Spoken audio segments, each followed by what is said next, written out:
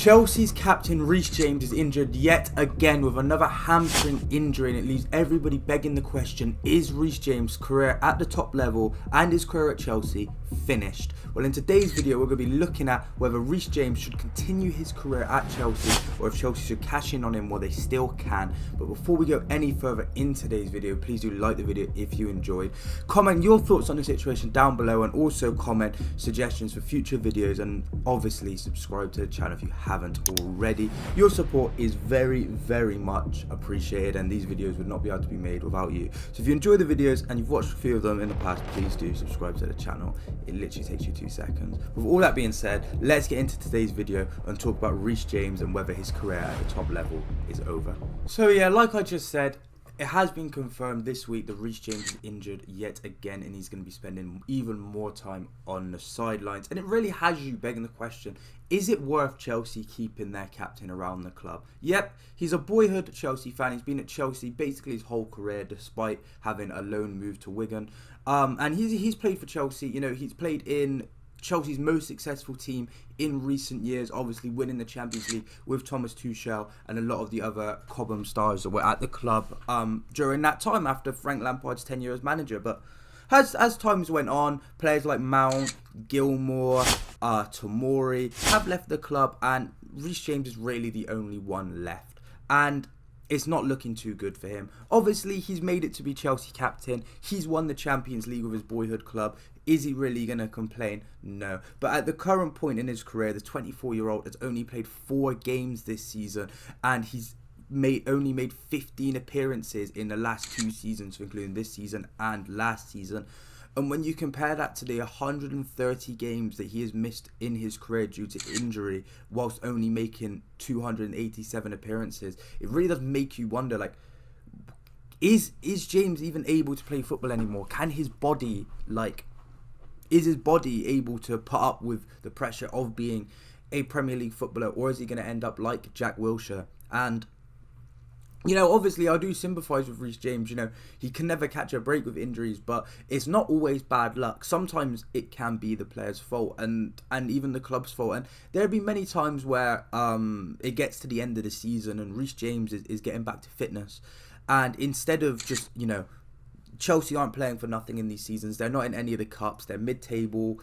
They've got European football, or they're missing out on European football, and there's nothing to play for. But they're still bringing Reece James back from injury to play games where he could just have the extra rest and, you know, come back even fitter. But no, they rush him back because Reece James is hungry to play football. Chelsea are hungry to have Reece James on the pitch because, yes, when Reece James is fully fit and Reece James is playing at his best, he is a very good creative output for Chelsea, and he's an absolute machine on the right side of the fence and the right flank going forward. But is it really worth risking his fitness every single time?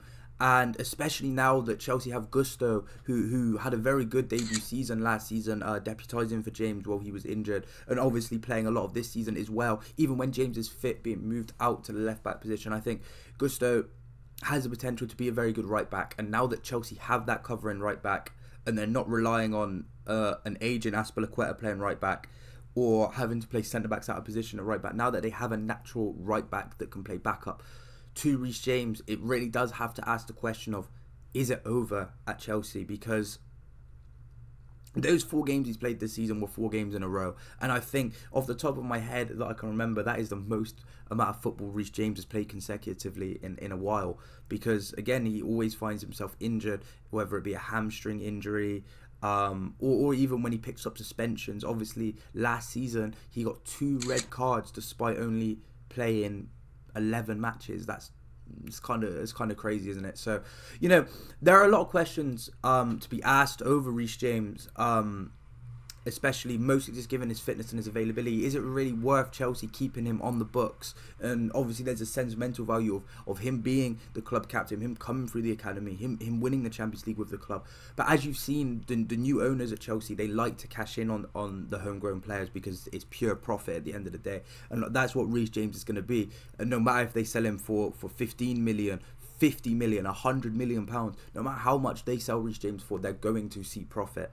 whether it be small profit or big profit, you know, net profit is profit at the end of the day, and it helps balance the books in a financial fair play stance. So I could see a world where Reece James is sold by Chelsea.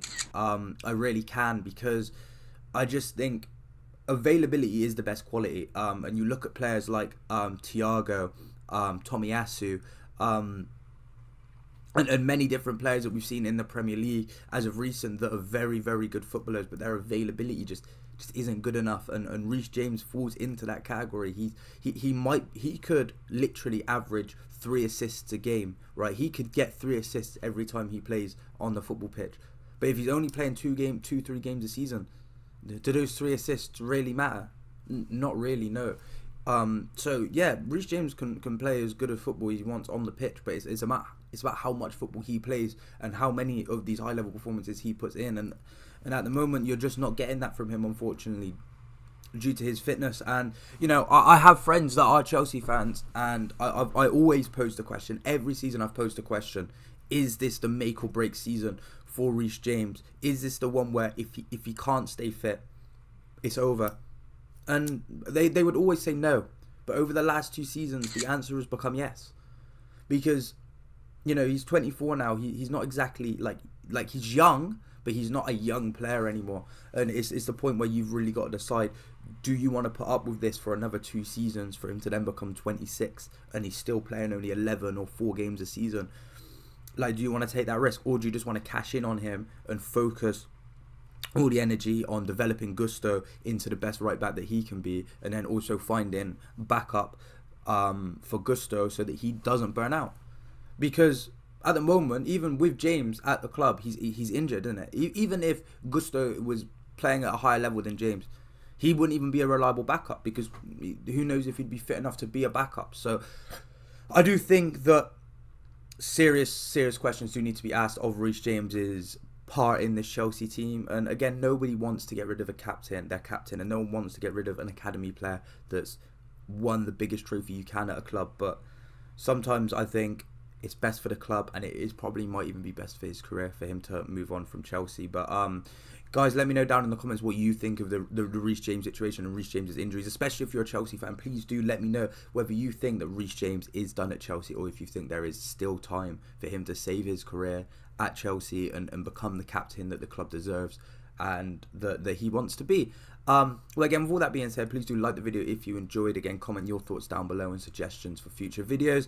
Subscribe to the channel if you haven't already, and also watch the latest videos on the channel. One where I talk about David Coots and the situation going on there, which was actually absolutely mental, and another one where I talk about Jack Grealish's injury situation, which as of right now has been cleared up, and it looks like he's going to be in the squad for the game against Spurs, but who knows.